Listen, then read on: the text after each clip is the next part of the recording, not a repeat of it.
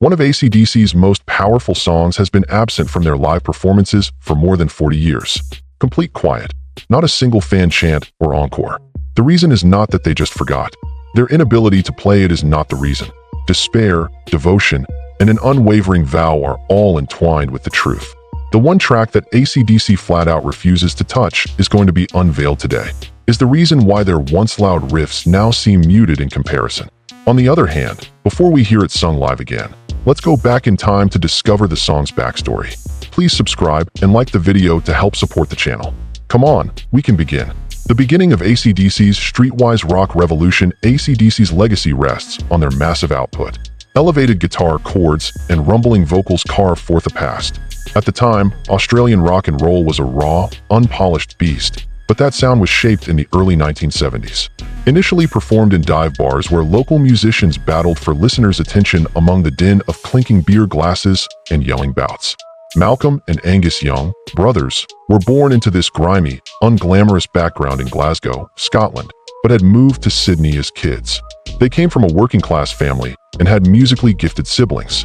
A sound that was both razor-sharp and brutally effective was created by Angus's scorching lead work and Malcolm's rhythm guitar. Their goal as a band was quite clear from the get-go: restore rock music to its original, thrilling state. They were riff-ready, motivated, and hardworking. However, a voice was what they truly needed. Someone who could capture the raucous energy of the audience and match the raw power of their guitars. Ronald Belford Scott lived up to their expectations. After growing up in Fremantle, Western Australia, Bon Scott, a Scot by birth, met the Young brothers in 1974 and became an established figure in Australia's music industry. He had been in bands for more than 10 years, making him older than the Youngs. Plus, he had survived, experienced firsthand the kind of things that would inspire the songs written by AC/DC. Someone who delivers mail, serves alcohol, drives a truck, and every now and then gets in trouble with the law.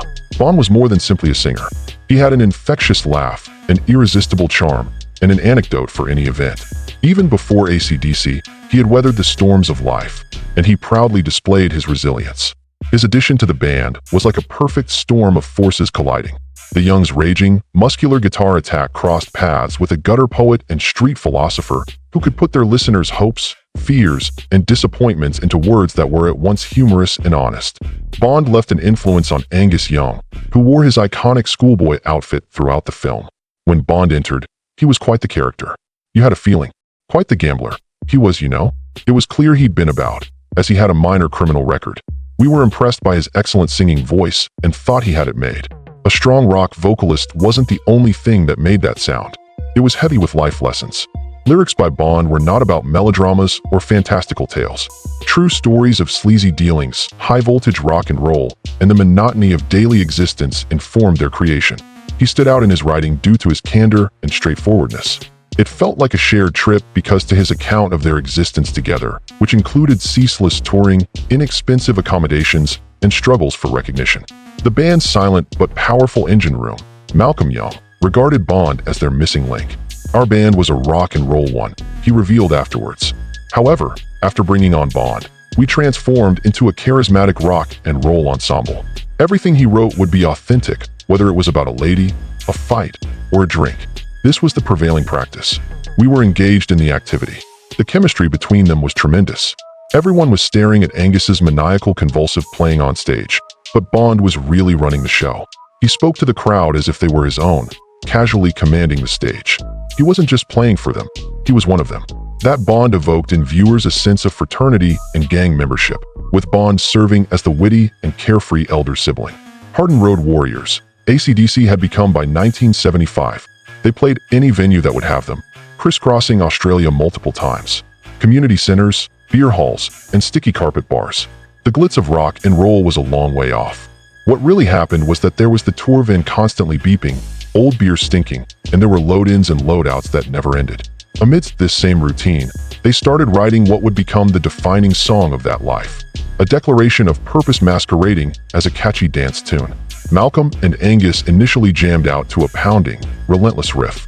However, Bond was the one who truly made it stand out. They lived their lives through the lyrics.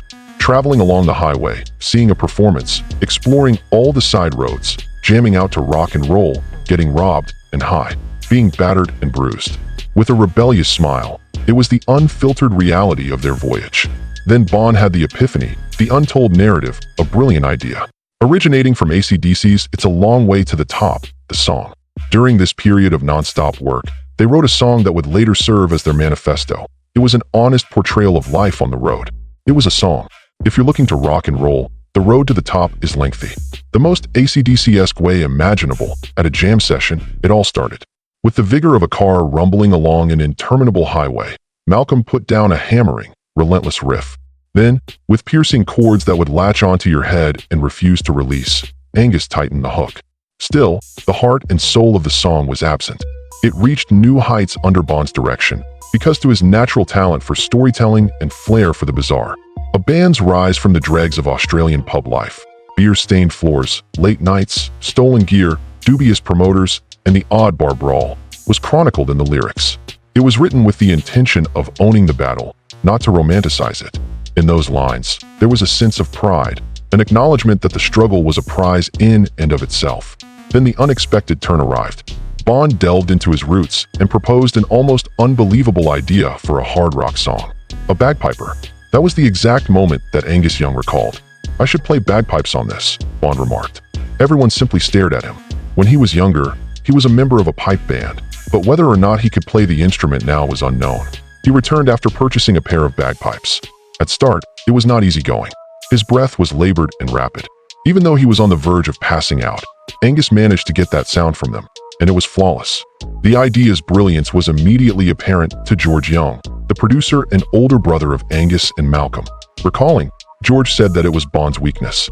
After uttering the word bagpipes, he began to hum the riff. "We mistook his seriousness for a joke. In little time at all, he's blown these things to bits in the studio." It was so unique, and it sounded amazing. It added a new level of complexity to the music. A rock and roll march, that is.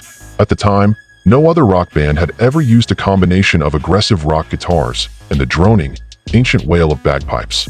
Midway through the 1970s, rock bands were incorporating blues elements, glam elements, and even progressive excess into their sound. But ACDC was right here, intertwining a sound steeped in tradition with the most working-class electric rock style. It was really ridiculous, yet it accomplished its goal. There was no novelty to the bagpipes. In response to Angus's guitar lines, they added a second lead instrument that was both equally aggressive and eerily lyrical. In the middle portion, there was an exciting guitar pipes duel, a clash of two distinct instruments that shared a defiant attitude. Long Way to the Top was the most critically acclaimed album by ACDC to date. The song captured the essence of every band battling for an audience in dive bars, not just theirs. It served as a call to arms for those who were striving for something greater in the face of obstacles. In retrospect, ACDC bassist Mark Evans says that the song became instantly recognizable as being by the band. However, strangely enough, they have stopped playing it. Over the years since its release, the song's popularity has skyrocketed. The band's visually stunning music videos solidified the song's legendary status. Along with the Rats of Tobruk Pipe Band, they boarded a flatbed truck on February 23, 1976, and rolled down Swanston Street in Melbourne. Anyone who happened to be passing by may hear the music since they blasted into the air. With pipers in full regalia on either side, Bon stood proudly in a blue singlet, grinning as he leaned over the microphone. The shoot was a masterclass in guerrilla filmmaking, impromptu, low budget, and filled to the brim with the band's signature brand of anarchy. As they sliced through the wall of guitars, the sound of those pipes produced a distinctive sound. It stood out like a sore thumb, and it rendered the music indistinguishable from their whole discography. Or anybody else's, really. After a grueling climb, ACDC reached the peak before the decade's close. After many years of recording, they finally broke through with their 1979 album, Highway to Hell, which became a worldwide hit. Although it was sleeker and more forceful than their previous releases, it retained the swagger and grit of their early days. A long and winding road had been prepared for them, both in its depiction of traveling and its symbolic defiance of compromise. It was unique even among ACDC's anthems. They initially gained worldwide fame with the singles High Voltage and TNT, although those albums were more generally about rock and revolt. A Long Way to the Top was an emotionally charged song. It was based on real-life experiences, and the hardships that went into writing each lyric were palpable. It was a musical connector. The hard rock foundation was maintained by the dirty boogie of Malcolm's rhythm guitar, the sharp lead of Angus, and the thud of Phil Rudd's drums. However, The use of bagpipes took it to a whole new level, bridging the gap between ACDC and a cultural legacy that was uniquely Scottish and proudly global. It's not a stretch to claim that no other prominent rock band of the period was engaging in comparable activities. Bagpipes weren't only out of the ordinary, they were a first in the hard rock genre. While other bands' forays into symphonic or brass arrangements seemed like cheap tricks, the incorporation of pipes into A Long Way to the Top sounded natural and spontaneous. When Highway to Hell came out, ACDC were ready to take over the world. Bon Scott has become into a captivating leader in the rock genre. Angus Young, a brilliant guitarist, and the rhythm section, Malcolm, Mark Evans, who would be succeeded by Cliff Williams, and Phil Rudd, were unrivaled in their field. They bore the marks of their labor as evidence that they had paid their price. More so than a biography or news release, the song, and It's a Long Way to the Top, conveyed the story. It went beyond just being a song. Inscribed into AC/DC's DNA, it served as a symbol of honor and a bold declaration.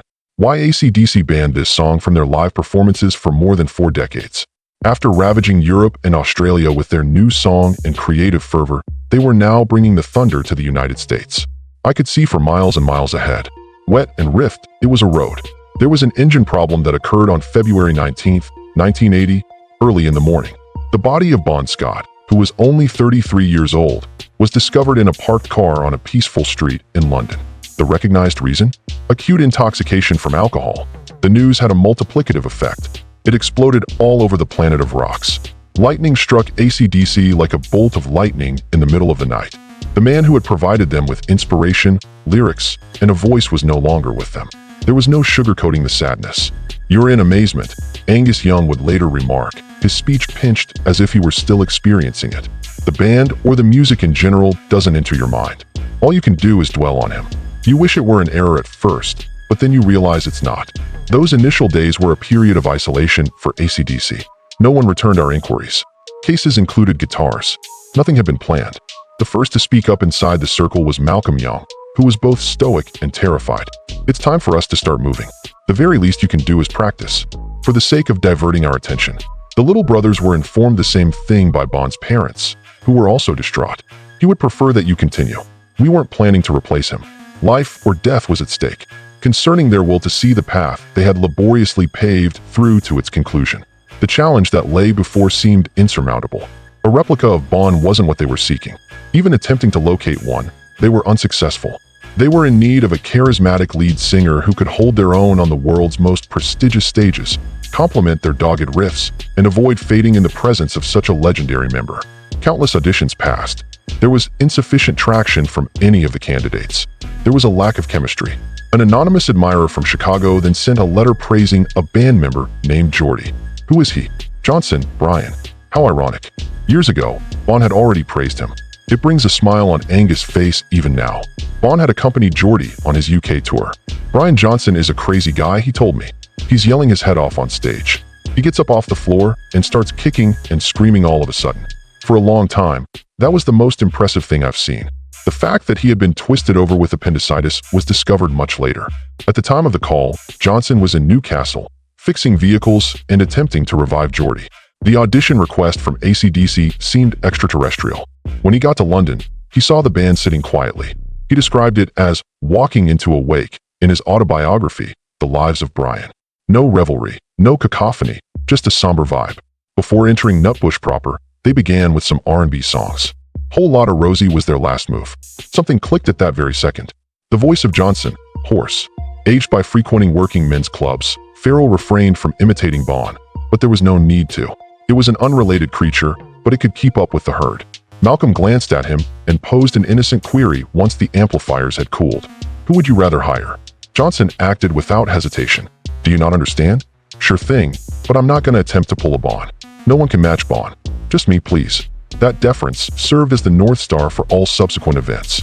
Johnson had an immediate and profound appreciation for the sacredness of Bon's legacy. Plus, he was certain he would never be able to play a certain tune. Johnson had a firm stance when the band was planning their live set selection. Bon would keep It's a Long Way to the Top even after he died. His logic was deceivingly straightforward. No, that's the Bon theme. There it is, his final resting place. I can still see him grinning and playing the bagpipes whenever I think about it. The words would fall flat on my face. In a church, it would sound like yelling. For him, The audience, the musicians, and myself. That song is sacred. There was silence. Deep down, I knew that was the right choice. Angus realized it wasn't merely about honoring a fallen friend. Preserving an idealized instant in time was the main goal. There was a complete merging of the bagpipes and the track's genetic code. There would be no original fire, only an echo, in Bond's absence. The performance of the song was abruptly and quietly ended, but its mythology clung to what was left. The Melbourne Swanston Street video shoot was still a topic of conversation among fans. As he joyfully marches around the city, Bond, clad in a blue singlet, is accompanied by the Rats of the Tobruk Pipe Band. Unlike a live performance, the recollection of that event ensured that the song would never die. That void was taken up in the band as a kind of silent homage. Each time they stepped onto the platform, they would proclaim, "This one belongs to Bond," even though they knew there was still a long way to go. A part of him felt trapped there, unable to let go of the reins as the bagpipes blared above the rumble of guitars. ACDC announces a new spokesperson. Rather to wallow in nostalgia, ACDC and their new lead singer looked on to the future after the song was laid to rest with Bond. They achieved this by crafting an homage that is unparalleled in its impact on the music industry. A new album was written and recorded at Compass Point Studios in the Bahamas shortly after Brian Johnson joined the band. The endeavor seemed overwhelming to Brian. He was taking the role of a legendary rock lyricist whose songs had inspired a whole generation. The enormity of that duty was too much to bear at first, as he acknowledged afterwards. Instead of avoiding it, he channeled all of his sadness, anger, and frustration into the task. Back in Black was the end outcome. An ode to perseverance and a tribute to their dead colleague. The record was released in July 1980, a mere 5 months following Bond's passing. Its striking black cover conveyed a great deal. Pure music with the sadness of its source. No images, no nothing but the song. There was a purpose behind the opening bell of Hell's Bells. Over the entire rock universe, they could make out the tolling of a funeral bell, mourning the loss of the man they had loved. There was an unbridled intensity to the music that had always been ACDC. A new level of significance, however, had emerged. Brian's lyrics paid homage to Bond's shameless rock and roll lifestyle, while also establishing his own unique but reverent voice. The return to Black not only succeeded, it blew up. It quickly rose to the ranks of all-time best-selling albums, firmly establishing ACDC as superstars on a worldwide scale. Something crucial was proven by that success. Continuing was the correct choice. The band's resilience allowed them to weather even the most catastrophic of losses. Their live performances didn't try to erase the Bon Scott era. Rather, they embraced it. Keystones of their repertoire were Highway to Hell, Whole Lotta Rosie, and TNT. Brian gave passionate yet respectful performances of them. His performance was more of a metamorphosis than a replication.